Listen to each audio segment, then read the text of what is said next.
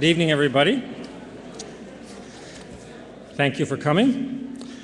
My name is Tom Morgan, and I'm the director here of the Allworth Center for the Study of Peace and Justice.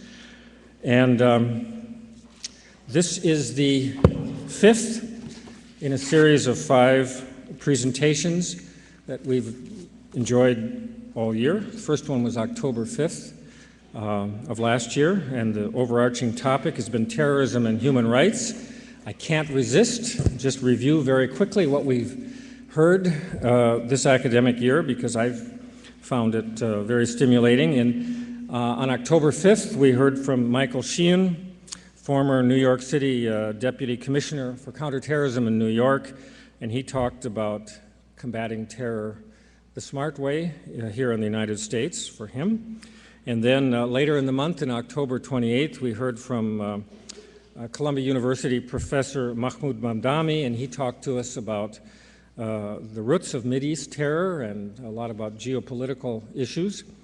That was followed in February by New Yorker writer Jane Mayer, who wrote a wonderful book, I think, about American ideals and how we need to hang on to them in the fight against terror.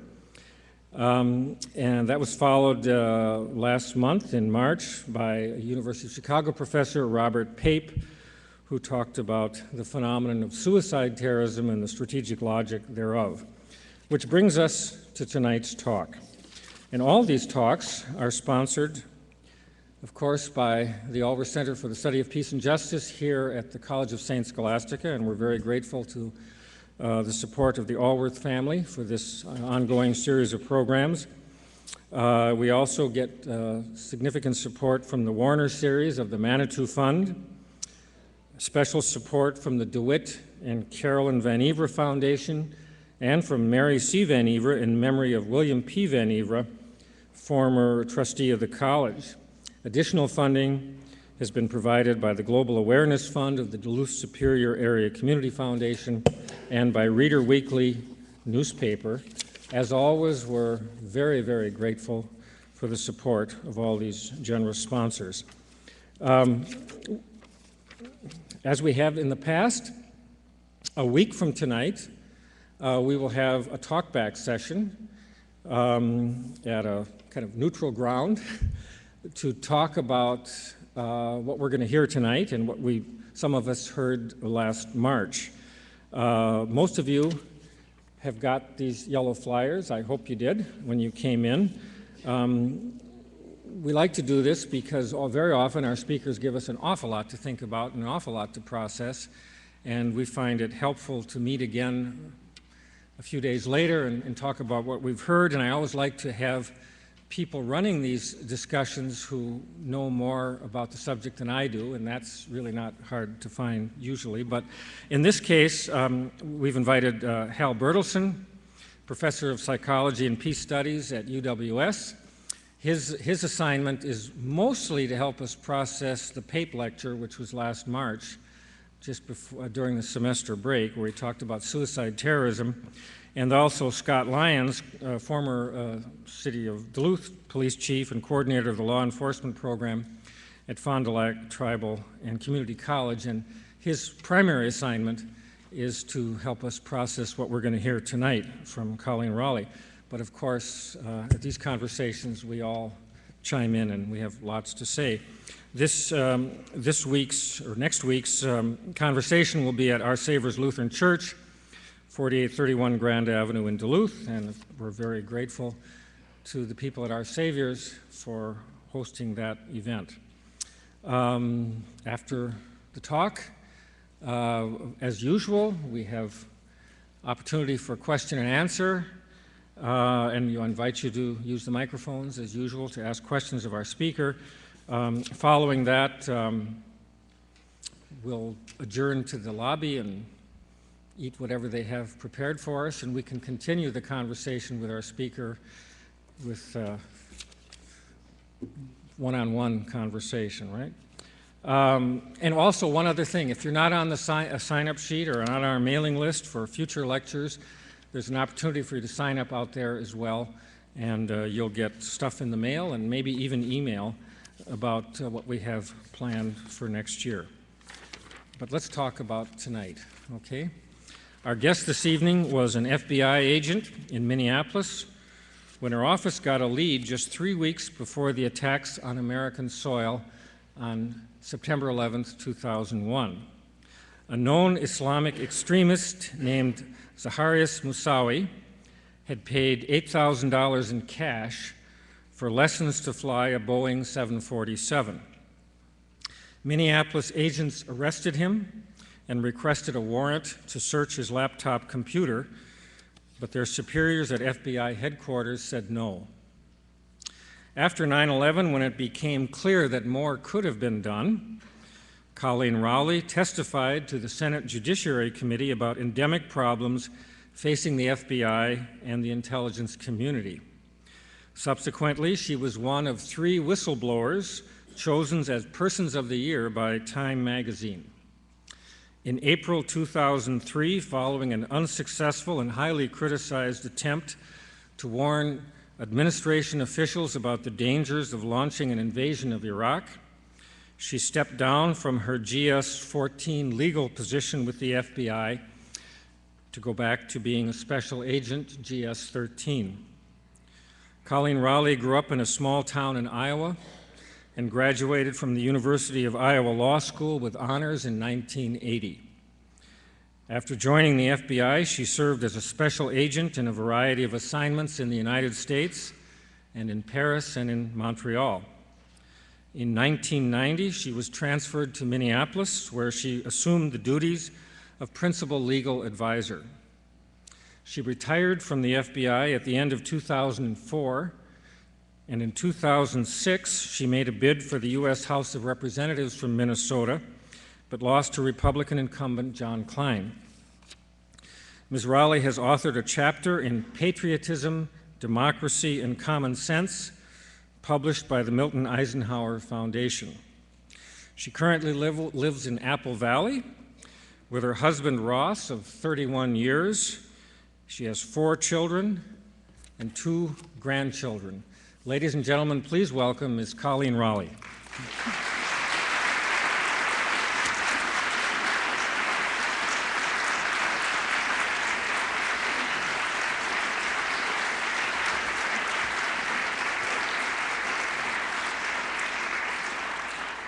Well, it's nice to see that a few people are not out playing Frisbee on this first beautiful day, because I'm hoping to not only just talk, but actually get some people maybe interested enough to try to do something.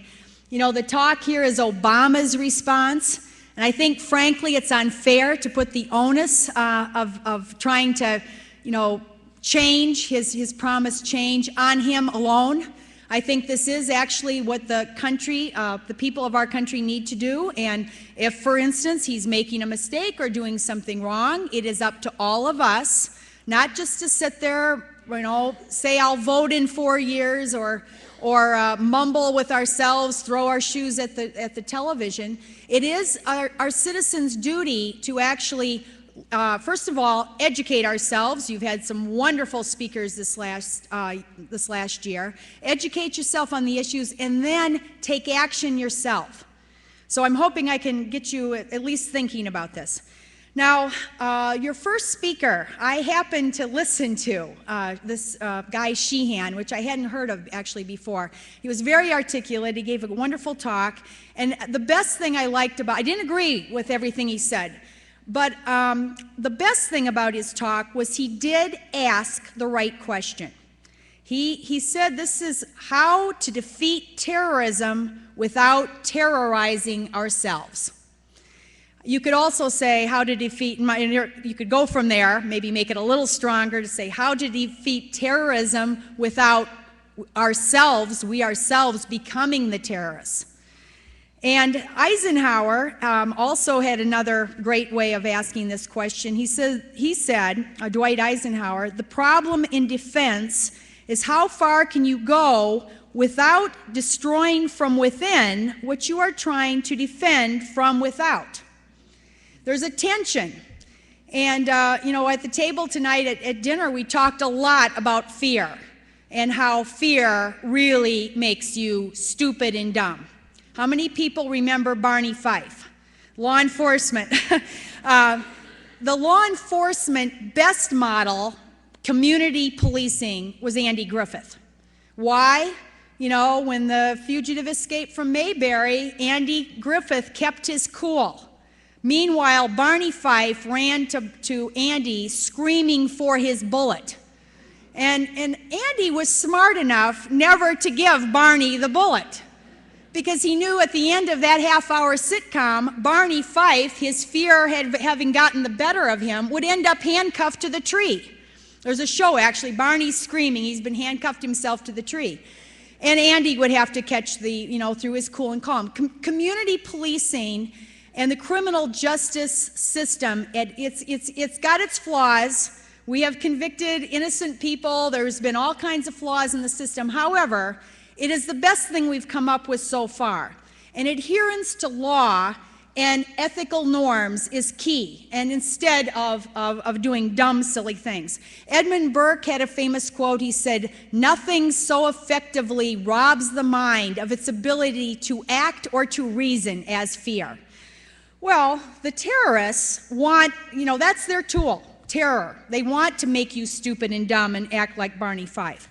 And so the key thing, and it's the reason why not only, in my case, I had to witness these terrible failures before 9/11. People don't know this, but the clues that came in that summer, incredible. There were information from foreign intelligence sources, all kinds of things, to the extent where they said that the director of Central Intelligence and George Tenet and Richard Clark had their hair on fire. The chapter in the 9/11 Commission is entitled, "The System Was Blinking Red." And of course, people didn't know this. The public was never really even advised of these threats. The president was, but it didn't get down to the public. And of course, then the worst happens. Then we do have a lot of knee-jerk, fear-based responses, to include rounding up innocent immigrants in New York, mostly out east in New York City.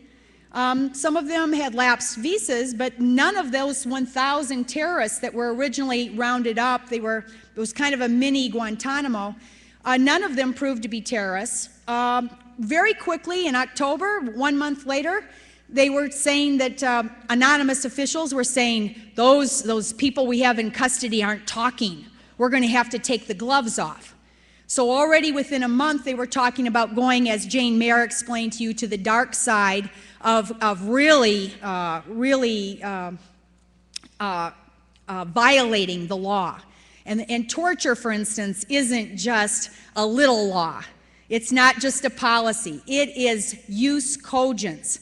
There is no excuse in any legal system for using torture. So that was being talked about, and you could have waterboarded all 1,000 of those people and you wouldn't have gotten any information, because they were not terrorists. And so you've got to understand that judiciousness and accuracy is the key thing. Accuracy not only maintains our civil liberties, because innocent people, we only want the guilty people to have to even go through this process, let alone go to prison for a period of time. But it also helps make us safe. So increasing accuracy works on both security and on civil liberties. And we've been sold a gigantic myth, and to this extent that we believe that we have to give up, and it's not just giving up adherence to the Fourth Amendment right against search and seizure, or the Fifth Amendment right against coerced confessions, the Sixth Amendment right to attorney, all of these things that we've heard now for several years, that we have to sacrifice the law and our civil liberties in order to be secure. It is exactly the opposite. It is adherence to the law that actually enables this accuracy, at least to the extent that's humanly possible, and that then ensures our security. So how is Obama doing? I actually give a talk that I'm nonpartisan. I don't talk specifically about Obama, but because it seems like a lot of people are constantly talking about what occurred during the Bush administration, it is good to kind of look at where we are now. And I'm going to start with the good news about Obama. I think he did at least 3 or 4 things good and right. And the first thing, it was one of my pet peeves, is that they called this the war on terror. And so he changed that terminology. Does anyone, I mean, maybe someone can, I should have copied it down. It's an elaborate term now. You don't hear it repeated too often, but he got away from the war. Many commentators still talk about war. And the bad thing about the war, as I'll talk about later, is this militarization and not rule of law. So he dropped that. He tried to close Guantanamo. This is where citizens now have got to help here, because he was unable to do so. He was called weak on terrorism, and he had to eventually capitulate on that. So we still have this terrible system now where with no due process, people have been put into jail, which is originally hundreds of people at Guantanamo are not even guilty of anything. Now they're down to 173.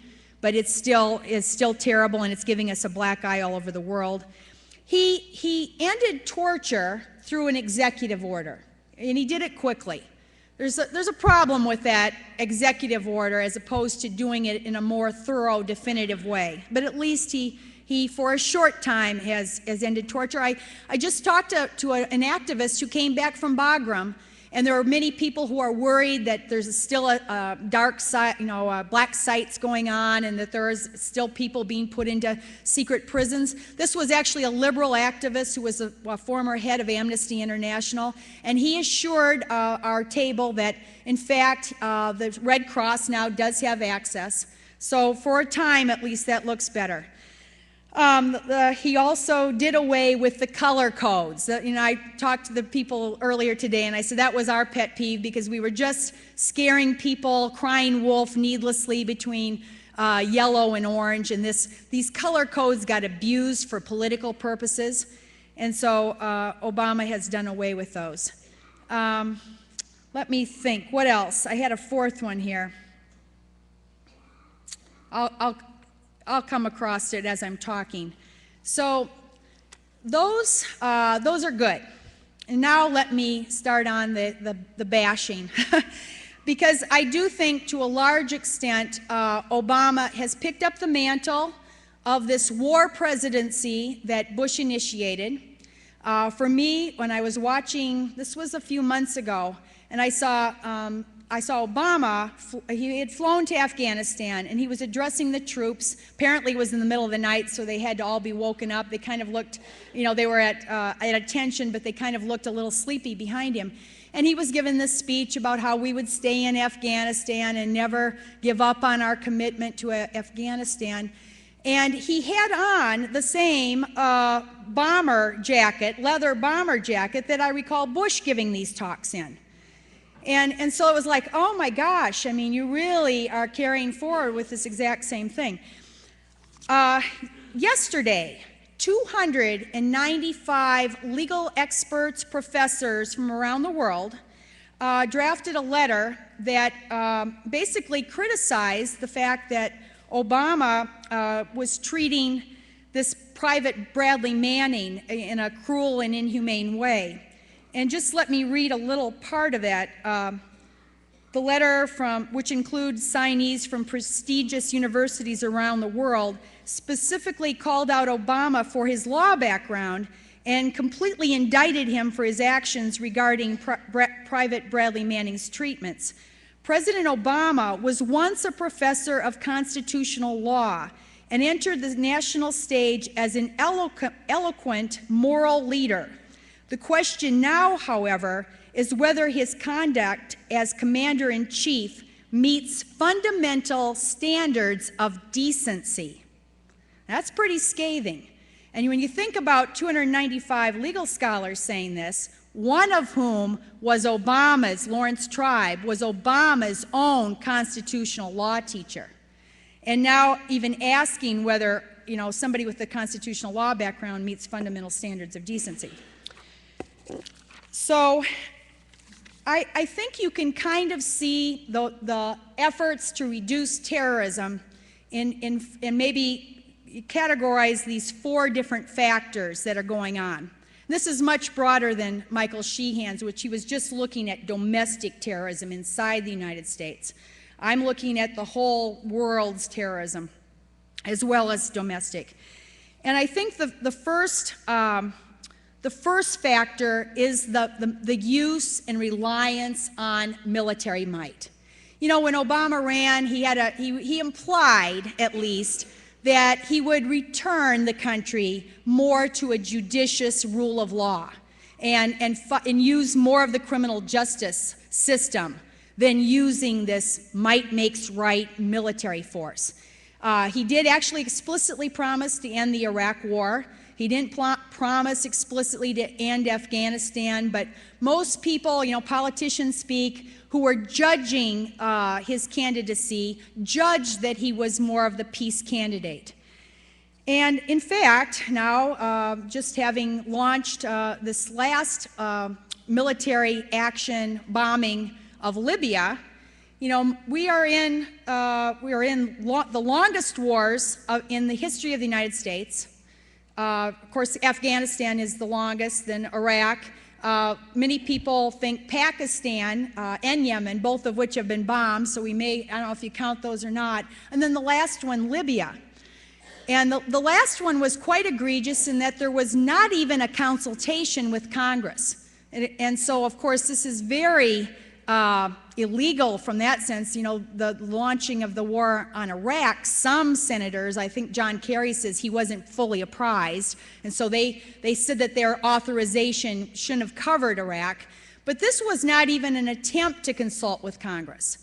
And so now we're in, however you want to count it, 4 or 5 wars. Many experts, not just John McCain, when John McCain said we're going to be at war for another 100 years, I was one of the people that tried to, I guess, make fun of that and tried to tell people, do you want to be at war for another 100 years? Etc. Now I'm kind of looking back and thinking maybe he was more honest. Maybe he was just being more honest with the public about this, hundreds of years or 100 years that we're going to be at war. Has anybody read Washington Rules by Colonel Basevich? He's a West Point grad and taught war, I think at the War College and some other places. He now teaches at Boston University. He's written more than one book, extremely conservative, prior military insider. And he's not the only one, but he's basically saying that we have created a system now where war is basically set to go on unless there is really some strong factor that can end it. And you go back to Eisenhower's warning about the military-industrial complex. The problem with the use of the military is might makes right, is it's a complete opposite of the use of the justice system. And in fact, the terrorists, there are many people who believe the terrorists wanted to be elevated to statehood. You don't go to war on a group of let's say the mafia. We called it the war on drugs, or the war on poverty, the war on drugs, but we knew that was just a metaphor, and it didn't mean we were going to drop bombs in New York City on the mafia. And we knew also that these were just ways to kind of increase awareness or whatever. But the use of the military is inherently a failure. The use of war is a failure. As Martin Luther King said, the ultimate failure is that violence begets violence. And even this bombing Libya as a humanitarian intervention, which has killed some rebels who apparently were the ones asking us to do it, really it strikes me as a lot of like the Vietnam saying we have to bomb the village to save it. You get into this Orwellian think where they're able to convince you that the use of bombing is somehow going to create peace. And I think that the other thing, of course, is that when you bomb, I know Robert Pape talked about the fact that the terrorists that the suicide terrorist attacks were not the result of some kind of religious belief. This has been a myth that that the fundamentalist Islamic somehow want to go to heaven and be with virgins, or whatever it is that people believe, that this was a justification for the suicide terrorist attacks. And he's done lots and lots of studies and has an archive of these martyrs videos. And of course, you find out that they are reacting in a pretty logical, if it was us, we wouldn't have this problem of understanding. If we had an occupation going on and had very little way to fight a stronger force, yes, there probably would be people willing to suicide themselves in order to fight that. So it's very logical, in fact, why this is going on. And so Pape talked about that aspect, about how our military occupations are increasing terrorism, suicide terrorism. One thing he didn't talk about was the drone bombings. And, there's this, I would say it's a myth, that the drone bombs are so surgical and accurate that they're only taking the lives of the bad guys that we want. Unfortunately, what happens is that these bombs are dropping on civilians and innocent people. And so we are, what the military used to call, squaring the error and increasing the number of possible people that hate us. If your relatives are killed in the wedding party, so it's not working. I mean, this use of military can't possibly work. Okay, and it's got both international, of course, ramifications, and it's also got domestic ones. The domestic side is, if you remember during Vietnam, that is the time when we had the Symbionese Liberation Army and the Weathermen and other groups that became, as long the wars go on, you get this internal pressure inside a country and people feel helpless, they feel like they can't change things. What about when more cuts come to pay for the wars, as they are cutting now? The greater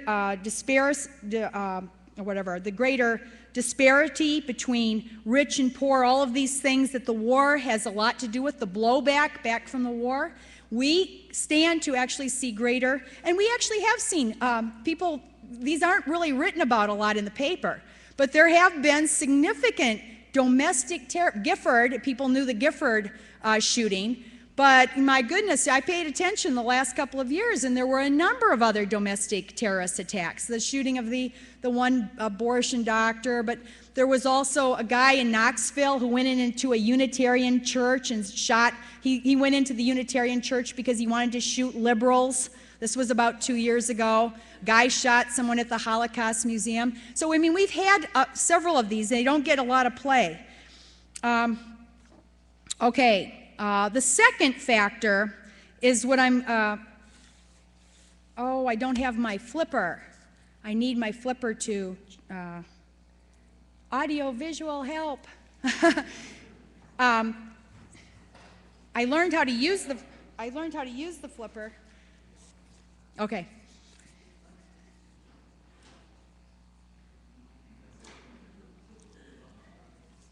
Okay. All right. The second thing is the national security, intelligence, top secret America. And this is the talk I've been giving, how top secret America fails. Has anyone read the Washington Post article from August of this last 2010? There's a 3-part series in the Washington Post called Top Secret America. Anyone? Okay. This is what I would recommend. Everyone read this article, Top Secret America. The Washington Post is a very conservative newspaper, kind of the mouthpiece for the politicians inside the Washington, D.C. Beltway. And yet they had their Pulitzer Prize-winning reporter, Dana Priest, research for 2 years. And she co-wrote it with somebody else. I'm sure they had some people helping them. This 3-part series, each one of the articles, there's 3 parts, front page in the Washington Post in August. Unlike a normal newspaper article where there are about 1,000 words or so, these articles were 5,000 to 6,000 words in August. And they believe that when this article came out, just like Dana Priest's prior articles. She was the one who exposed the black sites, and she was the same reporter who revealed all of the Walter Reed Hospital problems. So she imagined when she wrote this that Top Secret America, after 2 years of research, would really cause a lot of heartburn in Washington, and that people would do something about this growing national security surveillance complex that she called, or it's not just her, she co-wrote it, but the byline coming into this article said, the national security and intelligence system is so big, so complex, and so hard to manage that no one really knows if it's fulfilling its most important purpose, keeping its citizens safe. It's a hidden world growing beyond control. Okay, what does that remind you of? Dwight Eisenhower's warning about the military-industrial complex. And so the national security surveillance complex now is kind of like the little brother of, and it's just incredible if you haven't read it. They estimate 854,000, this is top secret, not just mere secret, 854,000 agents, analysts, operatives, contractors, and consultants now working in this surveillance complex. Okay, now, some people are laughing as if this is a joke. And the acronyms here are funny. Everyone knows CIA, FBI, NSA. LOL, laugh out loud, snafu, POTUS, GOP. This actually is not a joke, though. This cartoon actually came out a day or so after the Top Secret America series. And I think Top Secret America, by the way, if you haven't read it, you might want to wait. I think it's going to be on a PBS, at least they said they were going to make it into a PBS special. That shows about, I didn't count them, but I think it shows about 25, 30 agencies.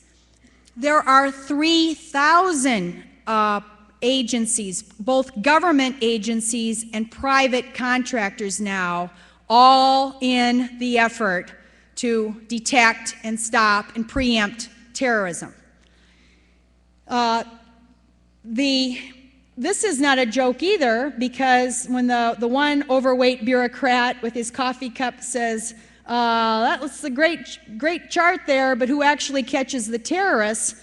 And the other guy says, alert t-shirt vendor, usually. The last year of all of this effort, of all of this tax money, I mean, no one even knows the amount, but if you can just imagine that just the salaries alone of 854,000 people, it's just massive. The last year, we had Abdul Muttalib, the underwear bomber, who actually succeeded in lighting his underwear on the plane and was stopped by a passenger, and Shahzad, the guy in Times Square, who actually succeeded in having his car bombed on a street, and he was stopped by, I don't know if it was a t-shirt vendor, but it was a street vendor. And then the last one they didn't stop in time was this Major Hassan, who shot 13 and wounded 30 at Fort Hood.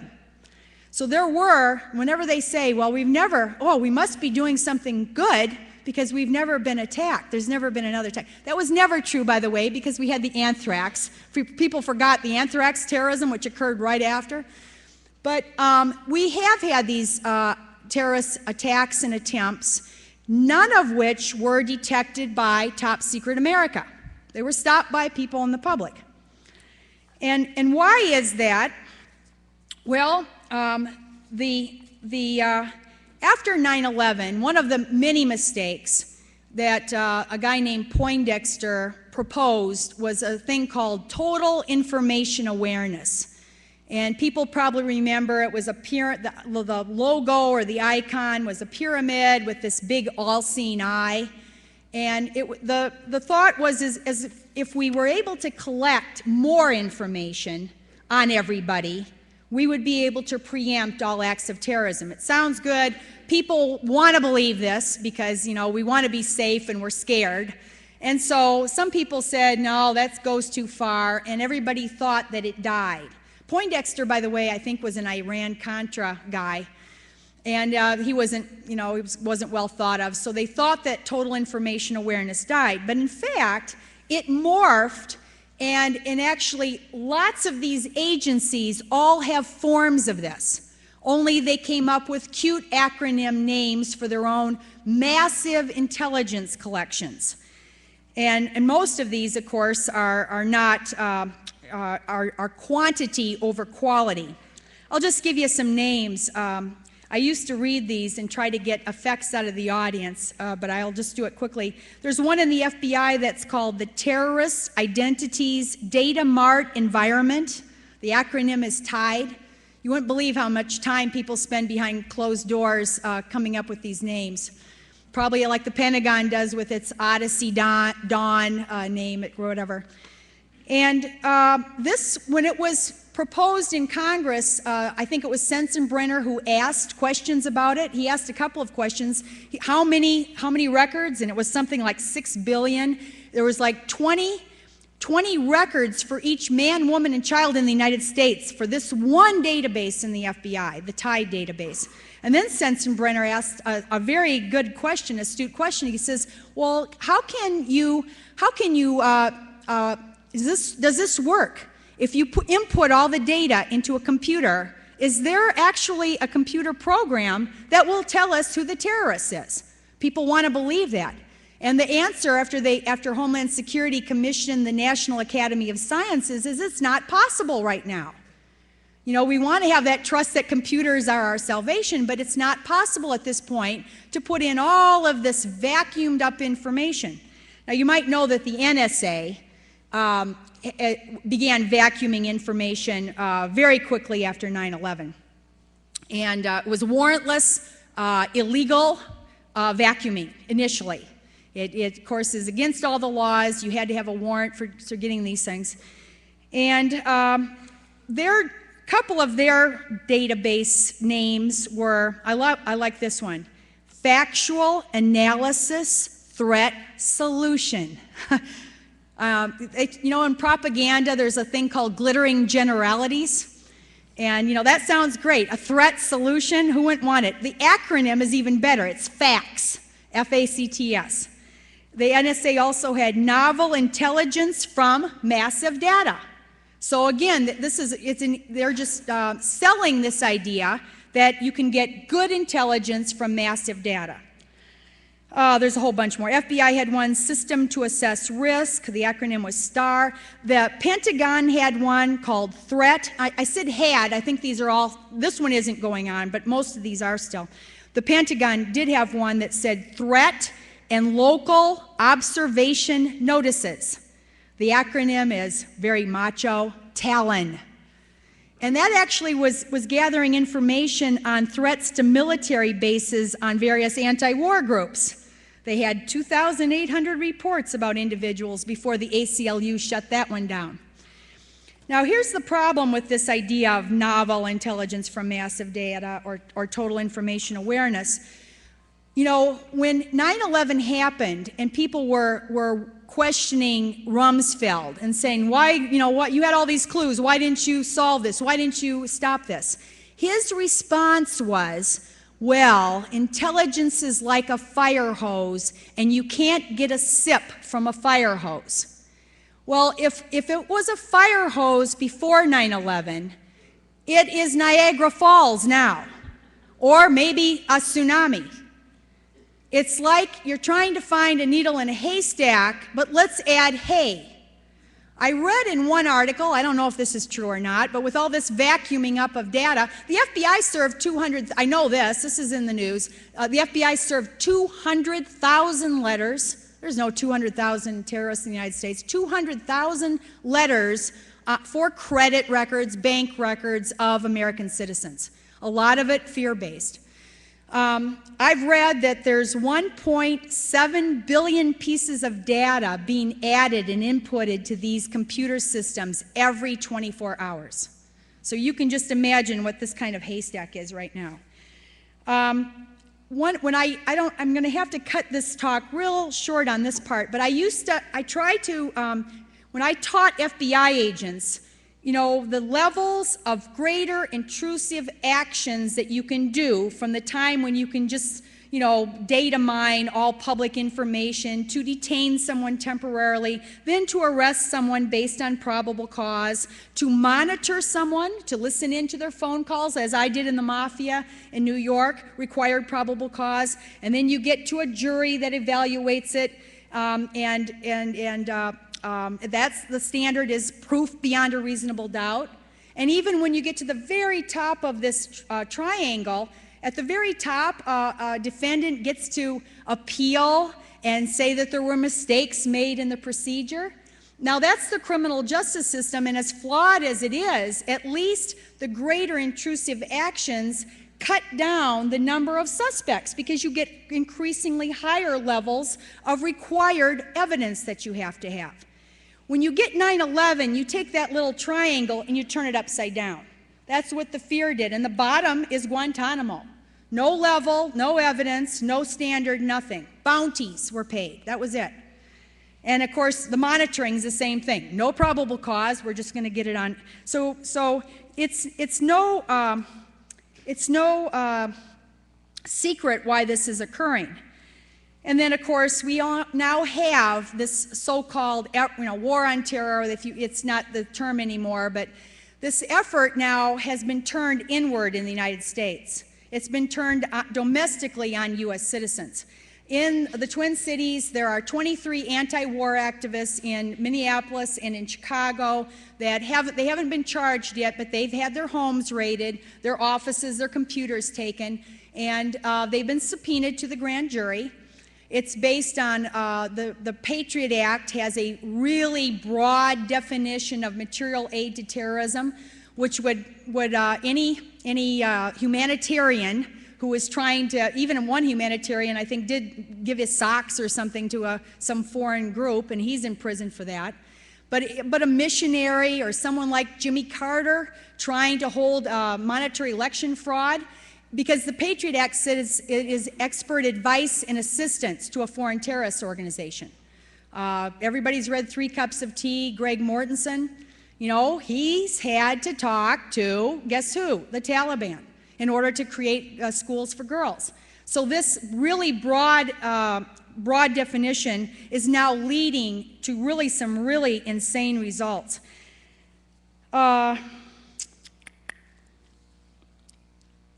It's really insane results. I'm gonna also tell you some of the terrible hoaxes. I mean, it's even led to things like not only just shaky informants. I know Sheehan mentioned shaky informants. Well, that's pretty euphemistic, because we had one CIA informant who actually went with a suicide. I mean, he was strapped up with a bomb and actually killed 6 or 7 CIA agents. And he was their informant. So that was really a case of misplaced trust. Everybody knows Curveball and Ahmed Shalaby, these informants. There was a DEA informant who was the scout for the Mumbai attacks in India. That was actually a DEA informant. There was a guy recently, he was in a mosque. Of course, they removed all the guidelines from infiltrating and spying on public groups. And so immediately FBI agents could go, and they, of course, could hire informants or this type of thing to go into groups. And just recently, a mosque called the FBI, and they said, we've got this guy. You know, he's talking strange and making threats and trying to incite people. And it turned out that it was the FBI's own informant. And when that happened, then the FBI disavowed that he had been given these instructions to try to provoke and incite violence. And the informant turned around and said, no, that's what you taught me to do. And it's the informant now suing the FBI. That informant, by the way, was paid $170,000. That's actually more than an annual salary of most FBI agents. So you can see how these motivations are producing these wrong results. All right, this is what I'm talking about. The the war on terrorism being turned on average people, domestic, us here internally. this is, you know, one of the people in the Twin Cities who has now been subpoenaed to the grand jury on this being accused of material aid to terrorism is a 71-year-old grandmother. And she's a member of one of the anti-war groups. And actually they've had the anti-fracking environmentalists who have been infiltrated. The Department of Justice's Inspector General has found that the FBI improperly infiltrated Catholic worker and environmental groups, anti-war groups. What does this remind you of, by the way? What does this time period remind? Is anyone, starts with a V, Vietnam? The end of the 60s was this same COINTELPRO where the FBI got carried away. And they started doing black bag jobs on civil rights leaders like Martin Luther King. They went after anti-war activists, even feminists, a whole range of people. And I think that this is exactly, to a great extent, what's happening now. The anti-fracking group had infiltrators. Even in the Twin Cities, there was so much in the lead up to the Republican National Convention that was crazy in terms of targeting and everything. Okay, the third thing is secrecy.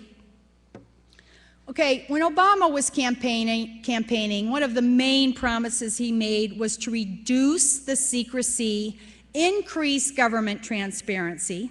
He also made a promise to protect government whistleblowers.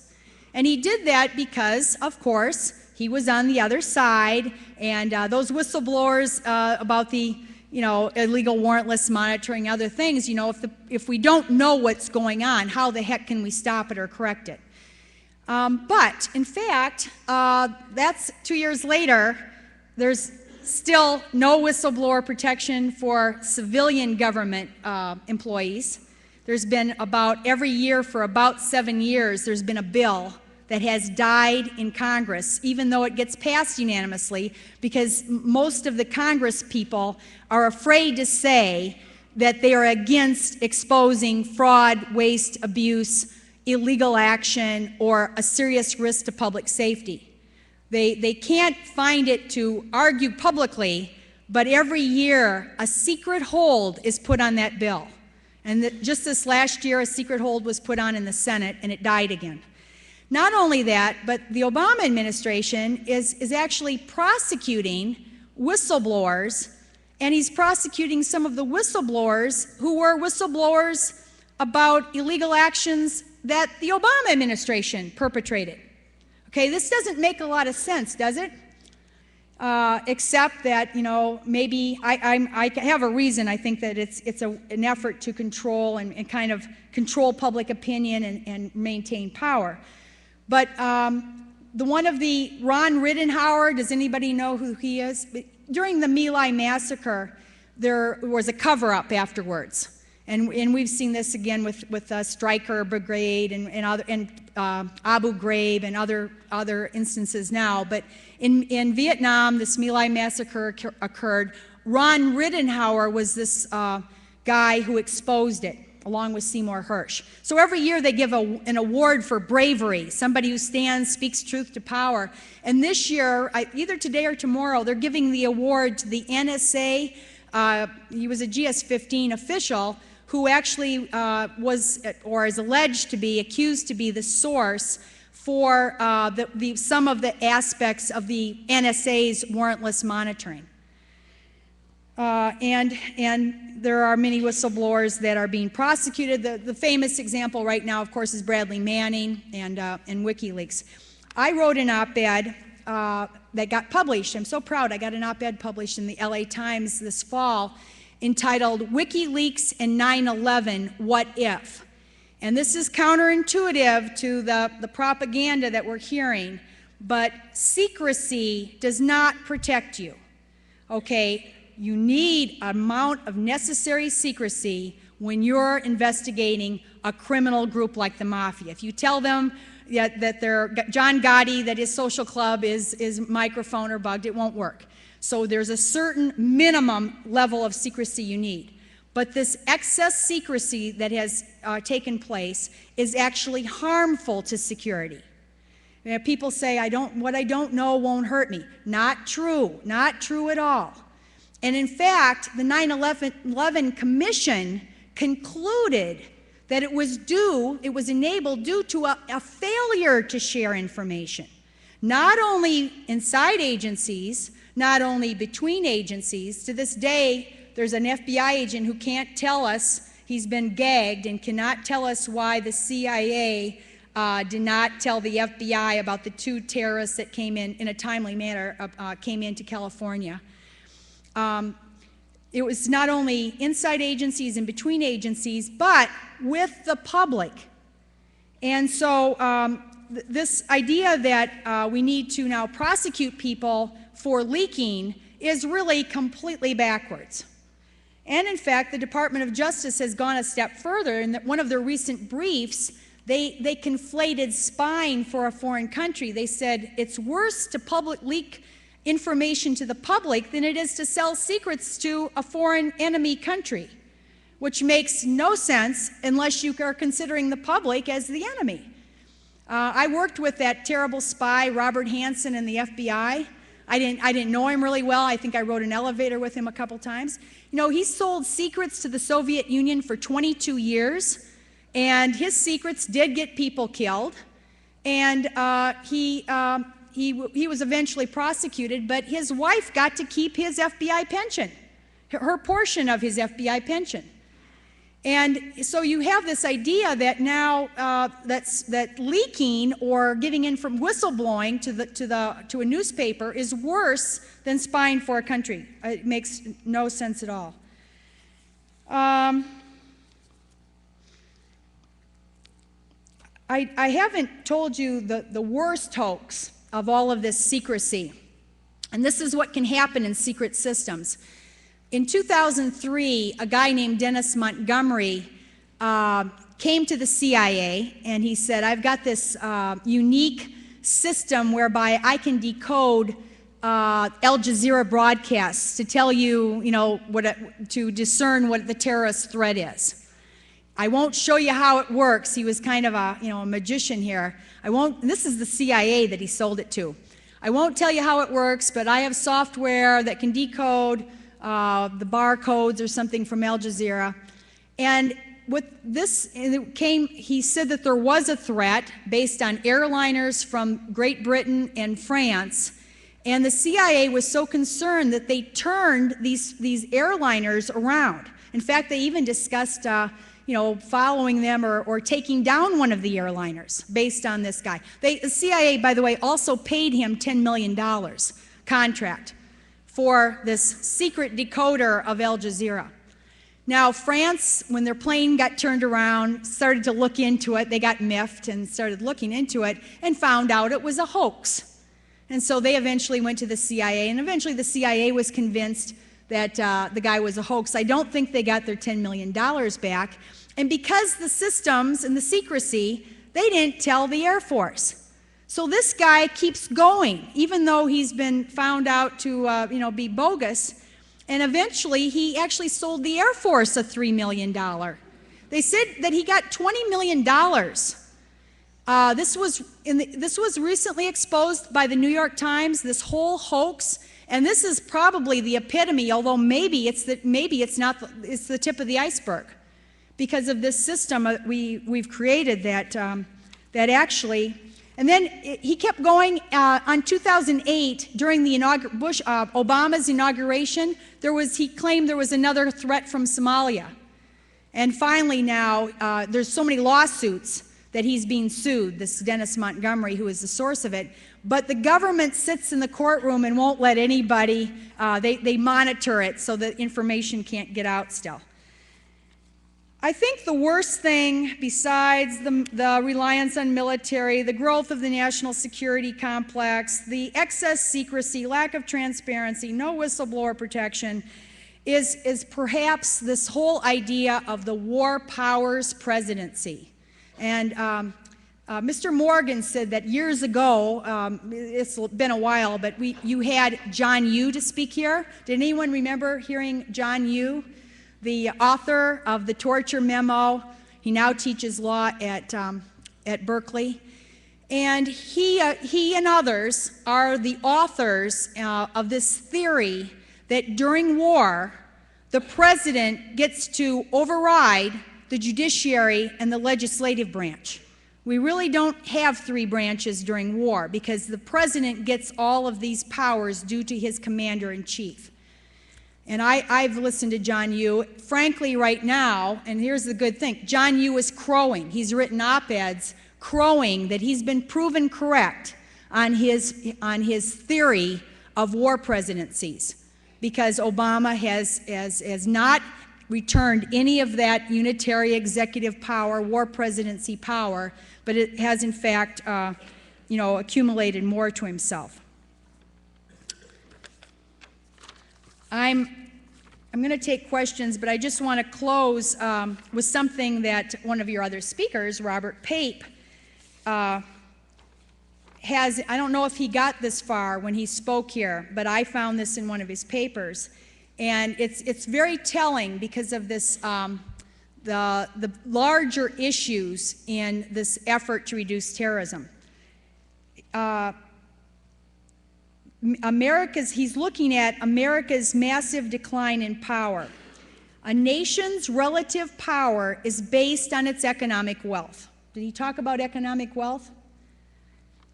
A nation's relative power is based on its economic wealth compared to the rest of the world. In 2000, the U.S. controlled 31% of the world economy. In 2008, that figure had fallen to 23%. And according to the International Monetary Fund, the projection for 2013 is 21%. So in the past 8 years, this was from 2008, so it's lower now. In the past 8 years, the United States has lost 1/3 of its economic wealth. Or put another way, since 2000, the U.S. has lost nearly 1/3 of its relative power in international politics, while China's has doubled and Russia's has tripled. This decline represents the largest drop in the history books. He goes on to say, the Obama administration faces enormous global commitments, yet with far less wealth and therefore far less power. What more can Obama do when we're still pinned down in the Middle East? In a world in which military force solves problems, our ability to use heavy military force is coming unglued. And while there are limits to military power, it still can serve some purposes, such as winning wars and destroying conventional armies. That last part's Robert Pape's. It's not my view at all, because I don't think that it is not at all the answer. But if you just look at it in those pragmatic terms, I think that explains why Robert Gates said, just prior to launching this 4th or 5th new war on Libya, he said it would be insane to send troops into a new country in the Mideast. And I think this is where we're at. I don't think we're going in the right direction at all. And I think that unless we do what Obama promised, which is change course, certainly away from the ongoing wars, but then get smarter about use of the criminal justice system instead of the dark side methods and the intelligence methods, I think that we're really setting up ourselves for failure.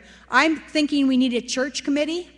The COINTELPRO era, when I first joined the FBI, I had FBI agents that were either ready to retire or had just retired, who had participated in COINTELPRO.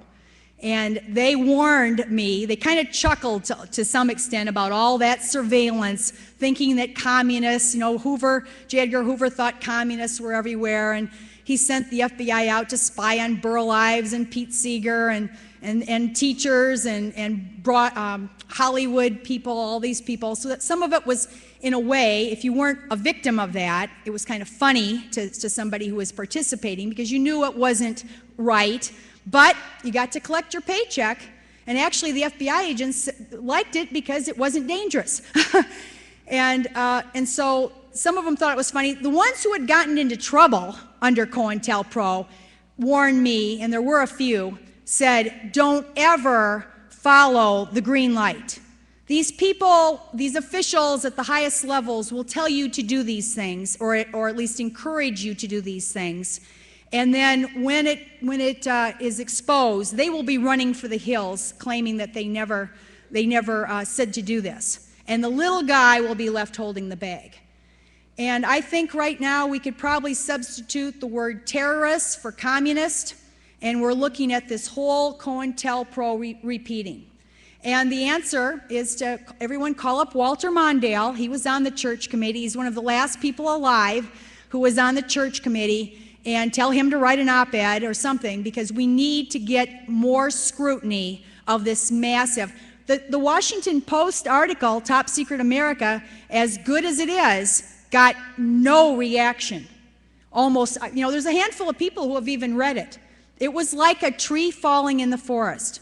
No one, everybody, is so afraid that they say, let the government do all these dumb things? I'm not sure, but it's incredible that we are still continuing down this course that was set after 9/11 with very little thought or accuracy or reliance on what will make us actually safe. So I'm gonna cease and desist here.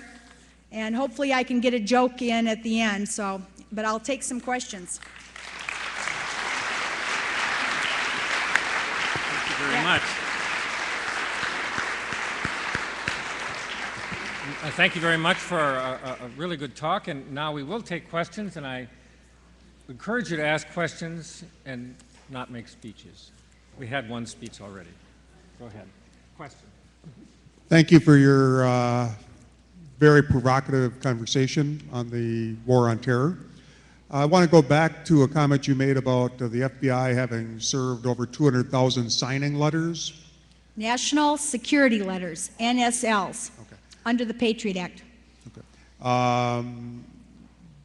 Did the FBI participate in those signing letters, seizing bank records and such? Yes. The Patriot Act, I think it was 11 different initially it was 7 different types of third-party records. The main ones that people know of: credit records, banking records, tolls, your telephone tolls, your computer usage. It's not going to get the actual content of the message, but it's going to get the to and from line. So those were the original ones in the Patriot Act. Then there was something called Patriot Act 2 a couple years later, and it increased it to travel records, post office records, hotel records. So pretty much every third-party record. And actually, Ashcroft for a while was besieged. People remember the FBI was going to libraries. That's what they retained from that whole thing. That actually was a red herring. The FBI was not really going to libraries. Why? Because what in the heck is a library book going to tell you about, that actually was, and Ashcroft let that belief go because, in fact, he didn't want people to know what these other things, the banking records and the credit, he was just as happy to have people focused on the library issue when, in fact, the hundreds of thousands of letters were being served on these other things. It got so bad that the FBI was not even reading the results of what they were obtaining on these records, because you get credit, you get statistics for serving the letter. And so you get the results, you just put it in the file. That's very similar to COINTELPRO when they were doing the surveillances. They didn't connect dots or anything. They just put them in the file so that it would look like they were working. And actually these 200,000, this was an inspector general. We've lost that inspector general. His name was Glenn Fine for the Department of Justice. And he found all kinds of wrongdoing or mistakes, but he's now left. And so I'm afraid they probably get somebody who's not so inclined to investigate. This is a small fraction. These 200,000 is a small fraction of the data being collected, though. The other 2,999 other agencies are all doing things, and sometimes probably even worse. If you go back to after the first Patriot Act was passed, I actually started a Bill of Rights Defense Committee here opposing the Patriot Act. And people came to me, and One gentleman told me there were 9 signing letters sent to a certain Iron Range bank. There probably aren't 9 Muslims on the entire Iron Range, but they probably came out of your office. And what were the underlying threads that caused your office to send out these letters? I mean, were you really looking for drug money? Were you really looking for communists? What were you really looking for? Well, if it's a national security letter and on like a subpoena, it had to be counterintelligence or counterterrorism. Now, there could be narco-terrorism, that's a combination, so it's possible there was something like that if it was a foreign terrorist drug conspiracy. But by and large, the secret national security letter had to be counterintelligence or counterterrorism. If it's a regular drug conspiracy, they used a subpoena. Neither a grand jury subpoena nor a national security letter require any level of information. All they require is that it be relevant. It's not even a standard. A case has to be opened and it has to be relevant. And this is what I'm telling you about this chart. Now, in an old case, what kept the collection of data down in a regular criminal case was because it's expensive to collect. So there are things, if I was working on a mafia case, we had to be circumspect and judicious simply because of the cost. If you put a trap and trace and toll records and all these things that the communication companies charge you, tax money, tax money is paid, and it's very expensive. And so you actually, you didn't have the law putting that curtailment on, but you had the expense. Well, read Top Secret America. One of the, I shouldn't say too, in Top Secret America, you know what the sources are? It's some of them are anonymous. They're afraid of saying what they're saying in Top Secret America. But also Leon Panetta, the head of the CIA, is quoted, and so is Robert Gates, because they're concerned actually. And one of them, I forget who it is quoted, but he says, well, after 9/11, if we thought it was worth doing, we thought it was worth overdoing. And that's real telling, because this is in fact Sheehan's point that this is a gross overreaction and exactly what Osama bin Laden wanted if he's the threat, although I think that there's a much more amorphous threat. He never said, we hate your freedoms. He said, I'm going to bankrupt the United States. And of course, this Top Secret America and the wars and the trillions of dollars of debt are really doing a good job of that. But the group called Bill of Rights Defense Committee, BORDC, I'm on their list, and they do great work. They're trying, they've got a couple of great ideas right now, model legislation. They're trying to get city councils interested in the issue as they did before during the Patriot Act. So, I think it's a good group to pay attention to and follow. Thank you. Yep. Once again, thank you for your courage for coming forward and being a whistleblower. I salute you. Thank you for that. I have 2 questions. One, I have reason to believe I have an FBI file. Would it be practical to submit a FOIA request? To whom? What would I get and what to do with it? And then my second question would be regarding those $850,000 in the shadow government and the black budget. What is that all about? Okay, FOIA requests. I was the FOIA person in our office for 13 years, and I worked during the lull between the Vietnam War. I was hired in 1980.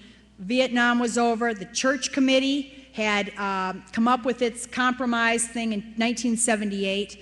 And then I went till 2004, so I saw the tail end. So in this nice lull period, when we did the Freedom of Information Correct, it was you make your request, we search your name, we search a topic if you want to search a topic, we would tell you how many pages. A lot of times, if it goes back, a decade or two, the file would be destroyed unless you were of historical significance.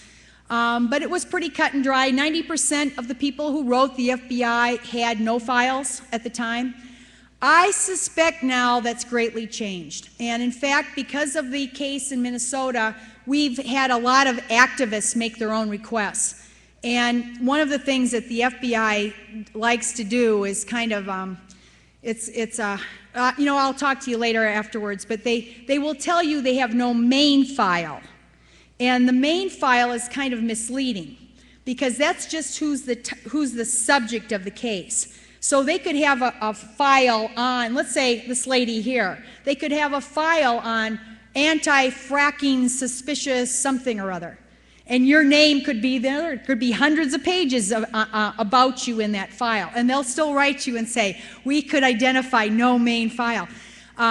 So just to be aware of that, I do think it's a very good thing for people to write to all government agencies and make a Freedom of Information request. Recently, Homeland Security got caught. They were fudging, and even their own kind of, I suppose it was their legal counsel, was a whistleblower about it because they were telling people that they didn't have records when they did. This just happened. Janet Napolitano says she's looking into it. Now, what was your second one after FOIA? Regarding the black budget. Oh, this is what the Washington Post says they can't determine the amount of the money. And some of the top secret America is overlap with the military.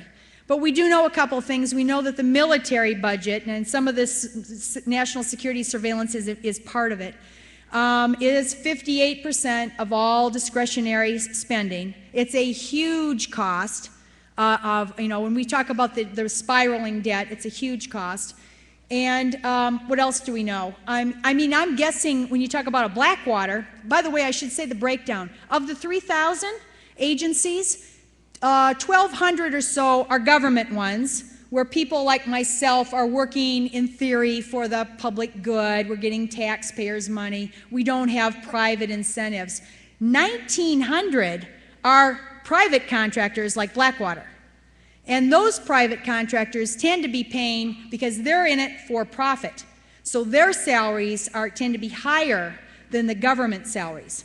One of the things that this article found was that this is a myth that it's saving the taxpayers' money to privatize. They're actually paying more to the private contractors than they are to the government employees.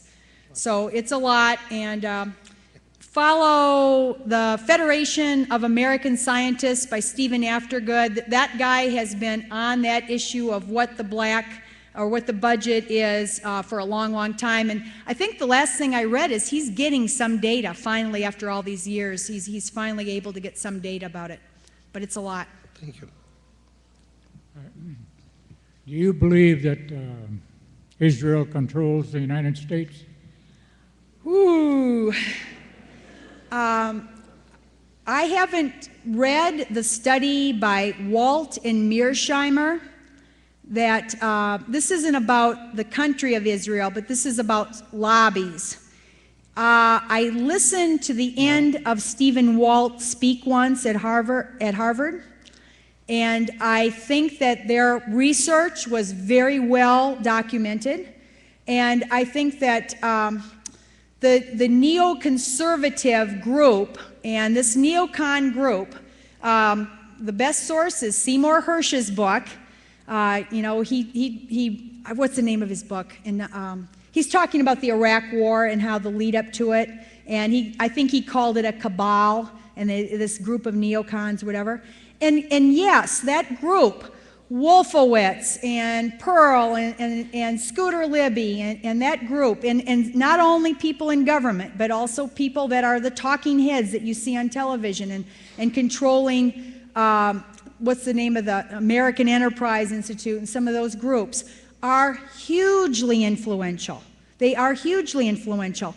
It's part of our systemic problem right now because as citizens, our electoral politics is affected by the Citizens United case in not being able to have our voices count as much as people who donate large sums of money and who have that kind of influence where they control the media, etc. So I think that there's, Israel Netanyahu has made comments from time to time that he can get the United States to do anything he wants or whatever. And I think we have to watch out for all, as George Washington said, all entangling foreign entanglements or whatever, because these allies that we claim are allies they can always turn back and forth. So I think that we have to be a lot more careful. And I don't believe that the military aid, we give a lot of military aid, not only to Israel, but we give military aid we did to Egypt, to Pakistan. And a lot of that military weapons that we're giving to those countries is being used on their own people and even against us from time to time. So it's not a smart thing to be doing, to be arming the world like this. I'll change that from Israel to the Jewish lobby. Do they control this country?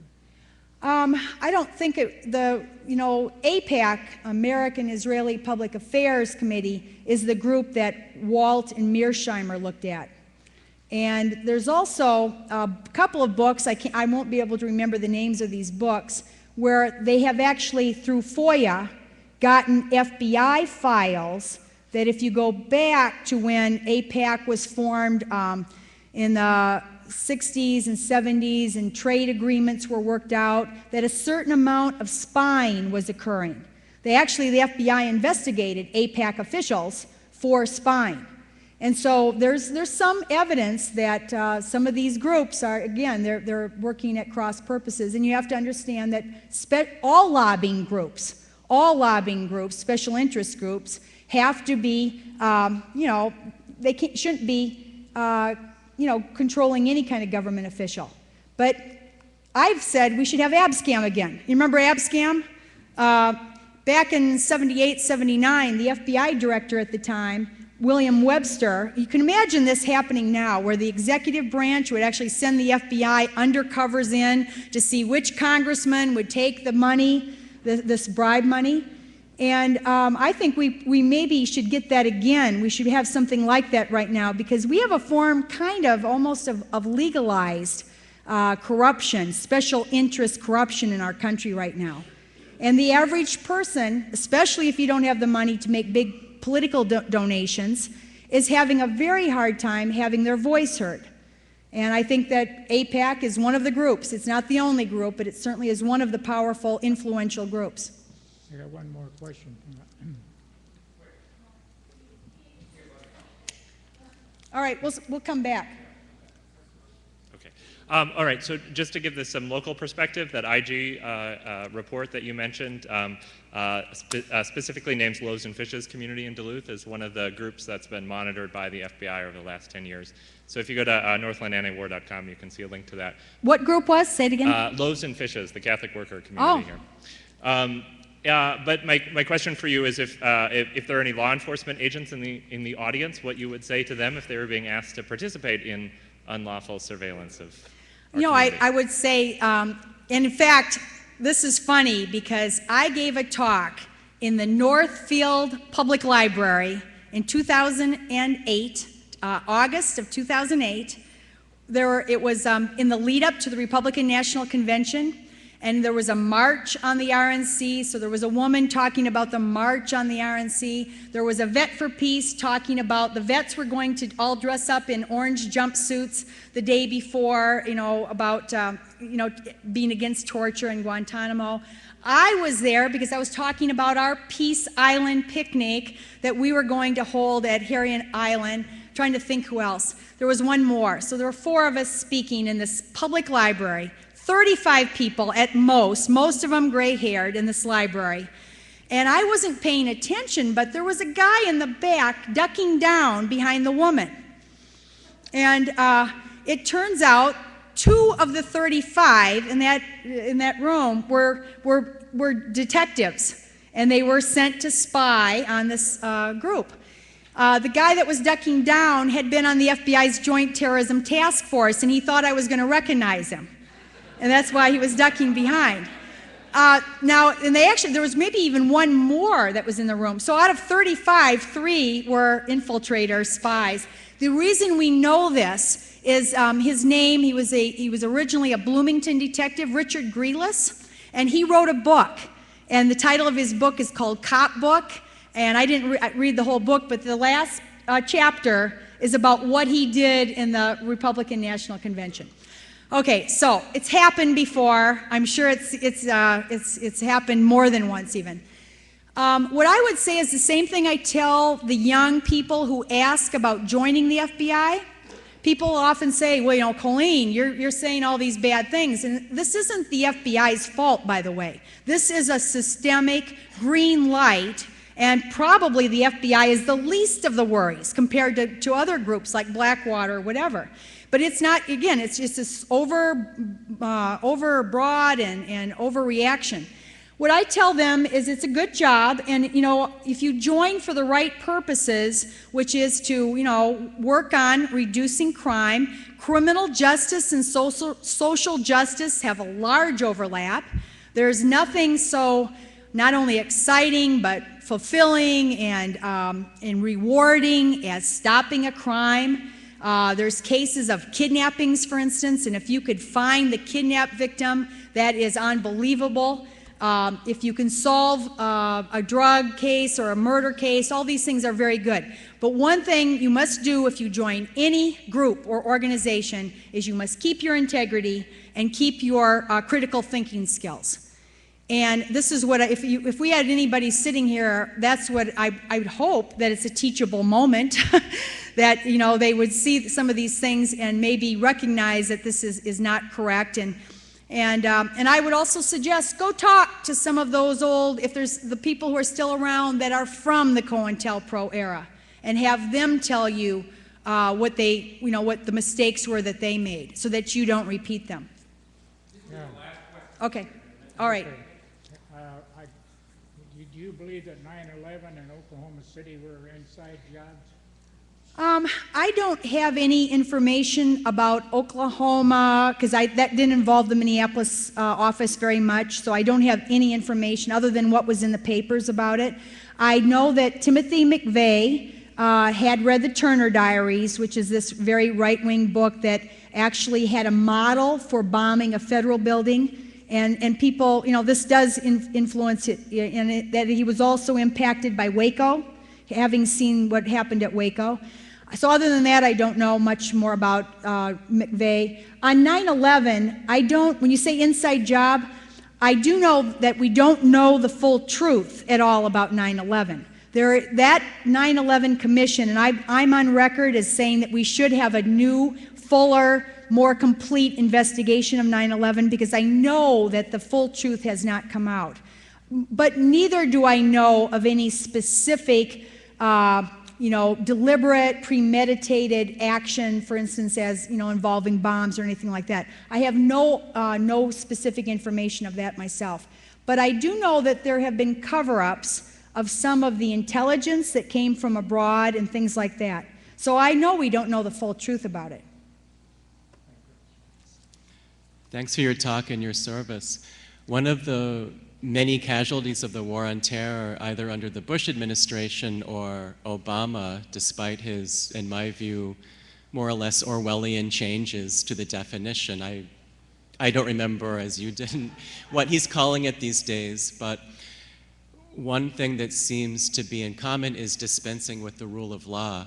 I remember Obama gave this much ballyhooed speech in the National Archives in May, I believe, 2009, in the same time that he gave his famous Cairo speech about that this isn't a war on Islam, et cetera, et cetera, et cetera. And I remember him, if anyone has been to the National Archives, the Constitution is on the walls. He's sitting there at the podium and talking about the indefinite detention of people who he could only describe in terms of their, quote, general dangerousness. What does that mean? And in what sense does that relate perhaps to the war on terror turned inside, or inward, as you put it, I believe, where it seems to me that the presumption of innocence has gone the way of the dodo bird. So we have an erosion of the presumption of innocence. You have indefinite detention of so-called dangerous people that may or may not be Muslim, but, you know, they kind of are probably Muslim. And I have not a whole lot of doubt why Lawrence Tribe is going nuts right now. Yeah, I think what defines this whole, and it began with the Bush and it's continuing under Obama, is this notion of utilitarian ethics. You know, we had to torture to save lives. When a ticking time bomb, you have to torture to save lives. You had to preemptively attack Iraq because they had weapons of mass destruction. Now we have to attack or bomb Libya because we're trying to avoid we're trying to avoid a Rwandan-type genocide.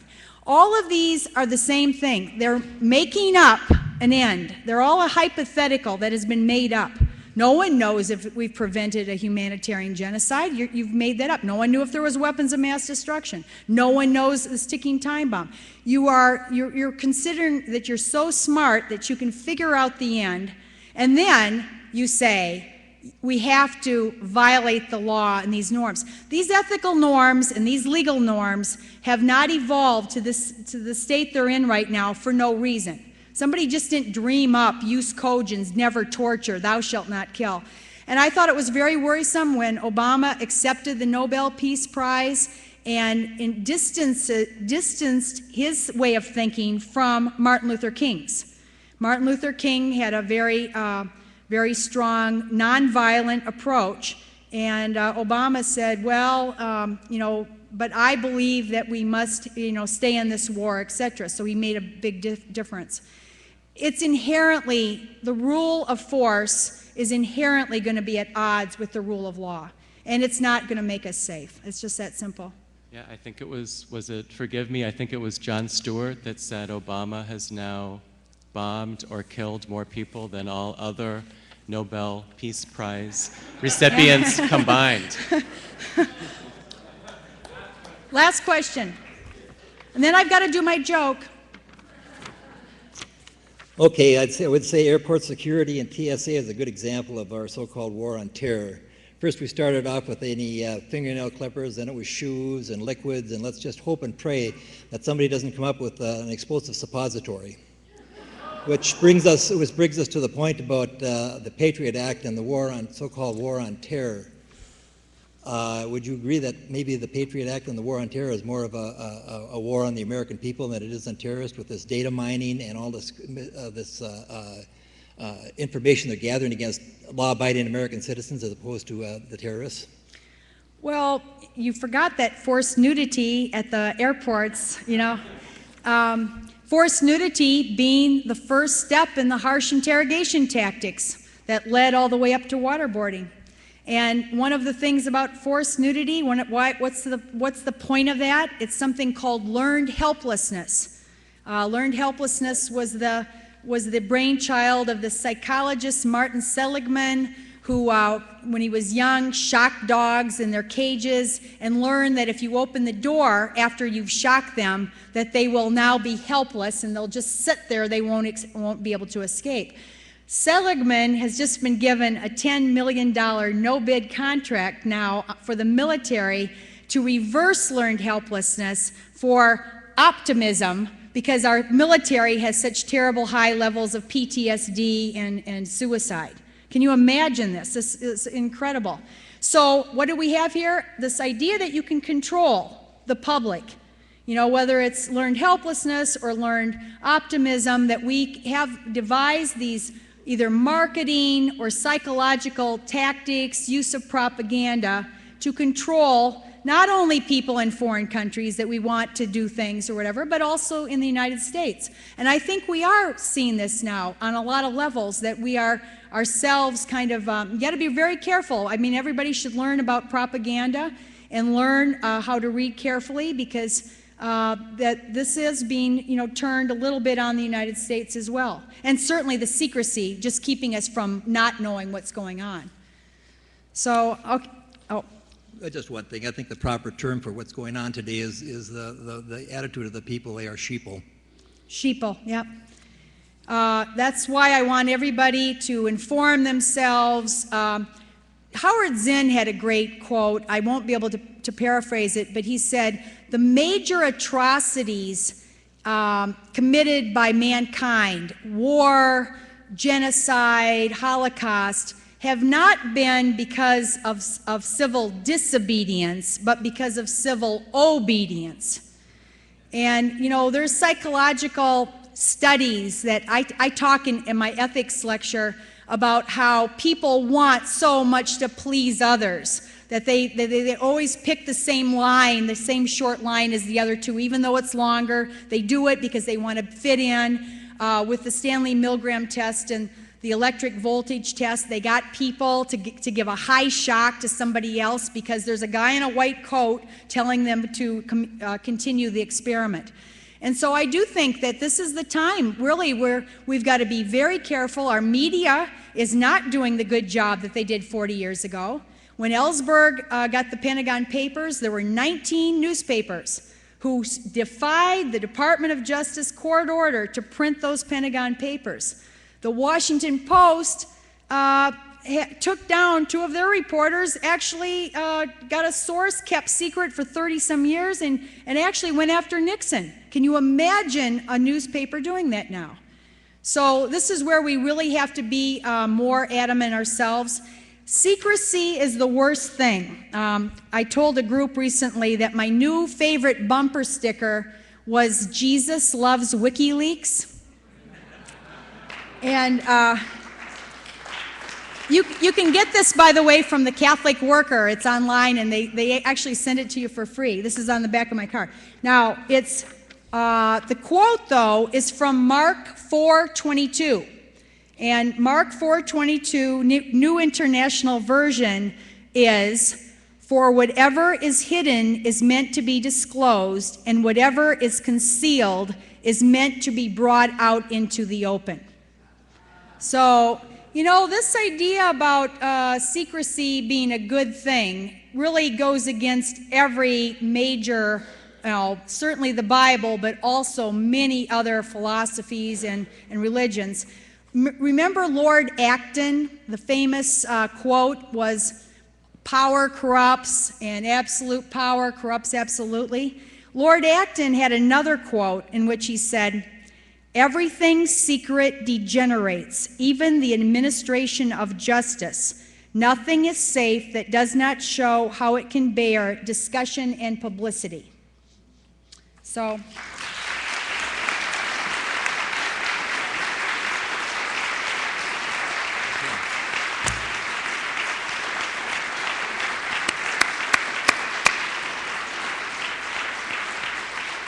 thank you all for coming.